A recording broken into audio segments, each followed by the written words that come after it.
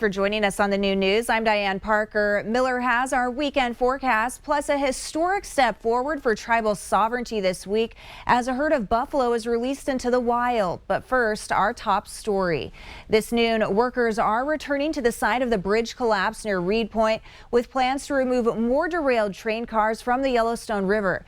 There have been 3 taken out already, but this cleanup and rebuilding project is far from over. MTN's David J. has the very latest. Some citizens have concerns with cleanup and safety. Several agencies came to Columbus High School to talk about the derailment. And at this point, they seem to be fairly pleased with how things are going. Crews have worked to pull 3 cars out of the Yellowstone River at Twin Bridges. 7 cars in the water. A couple of those are pretty well embedded in the riverbank, so it's going to take some effort to get those kind of things out of there and get it, up where people can take a look at it. Columbus Fire Chief Rich Calgar says some of the solidified material is still in the river. 3 cars had molten sulfur, 1 had scrap metal, and 6 cars had asphalt liquefied petroleum. It's staying together, which is a good thing, so it's not going to dissolve out in the water, and it's not going to infiltrate the water. The flip side to that is that, if it gets out on shore kind of stuff, people are going to see it, and it is asphalt, so, it'll, out in the heat of the day, it's going to kind of melt down. You might be able to smell it. You might step in it, get it on your shoes, that kind of stuff, tar your hands. Some of the assessment teams say is that they did find some globules down about 50 river miles. At this time, investigators have not figured out a cause for the derailment or the bridge failure. We don't know if there was something wrong with the bridge or something happened with the train cars themselves. Unfortunately, they got to get all the cars out of the water to kind of piece all that together. And so till all that happens and they can look at actually some of the structural members of the bridge, they won't have, a real good idea of what happened yet. Calgar says crews are monitoring the area and going through the process of investigating cars as they are pulled from the river. Citizens raised environmental and safety concerns, but no one wanted to go on camera. But the Unified Command did answer questions. Try to avoid skin contact.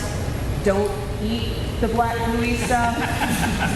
Try to keep your dog from eating the black gooey stuff. MRL is going to get in there probably and start doing construction again to get that rail system back open up as soon as they can. So my guess is that area is going to have a pretty long-term closure on it. In Columbus, David J., MTN News. The derailment is reigniting debate over whether to get Amtrak running through the southern route. It's a discussion that's been ongoing for years with several Montana counties all in. Commissioners in Yellowstone County, though, have been against it from day one, now saying a bridge collapse on the very route others want people to travel on should serve as a sign to drop the idea. However, the chairman of the Big Sky Passenger Rail Authority believes it's all the more proof the railroad needs to be upgraded to passenger ready.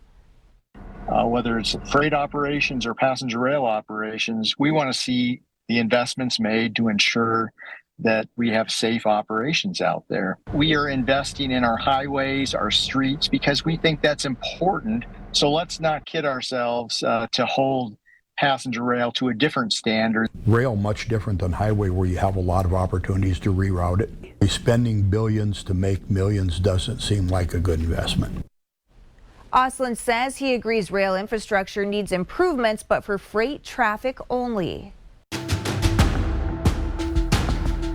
Most of you watching this noon in Montana will soon have more than $1,000 deposited in your bank account. Tax rebates for 2021 filers started going out July 3rd. If you're among the 530,000 people eligible to receive this money, you don't need to do anything. Rebates will be sent to you by direct deposit or paper check. Single filers get $1,250. Joint filers get $2,500. This one-time rebate was passed by the Montana legislature, which had a historic budget surplus to appropriate this spring. Critics say the rebate money could have been spent on other needs in the state. The Blackfeet Nation took a historic step forward for tribal sovereignty this week when a herd of buffalo was released into the wild outside Babb, marking the first time in 150 years that buffalo roamed the landscape. The 24 buffalo released Monday are direct descendants of a herd purchased by the Canadian government in 1873. To the Blackfeet Nation's knowledge, it marks the first time in American history that a sovereign indigenous nation has returned free-roaming buffalo to their native habitat. The Blackfeet Nation will continue to release more buffalo into the area in the coming months.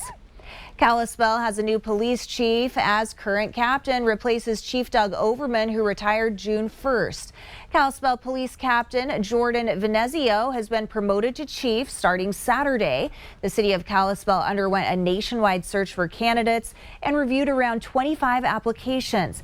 Venezio has been with KDP since 2009 and recently completed the FBI National Academy. Mariah's Healthcare is expanding access to healthcare in north central Montana. The healthcare company's 5th location in Montana just opened in Shelby. The location is expected to have a big impact, helping increase access to healthcare for people living in surrounding communities.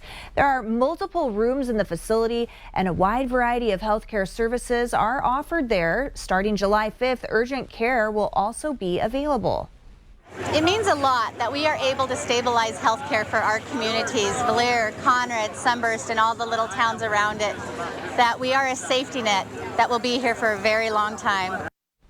For more on the location, check out this story on your local MTN website. Local businesses on Main Street in Butte are preparing for the 7th season of Music on Main. That's set to take place today. The event features free music and activities for children. One local food truck operator is looking forward to the excitement that draws hundreds of people of all ages. A lot. I like seeing the big crowd. My kids get to go up there and all the kids seem like they have a good time, and it's a fun thing for Butte. And it's nice to, help all the small business and food trucks. It's good for all them, and it's a nice Thursday event. Hopefully it keeps going for years to come. Music on Main runs this summer through August 31st and is free and open to the public. And that's a look at some of the day's top stories.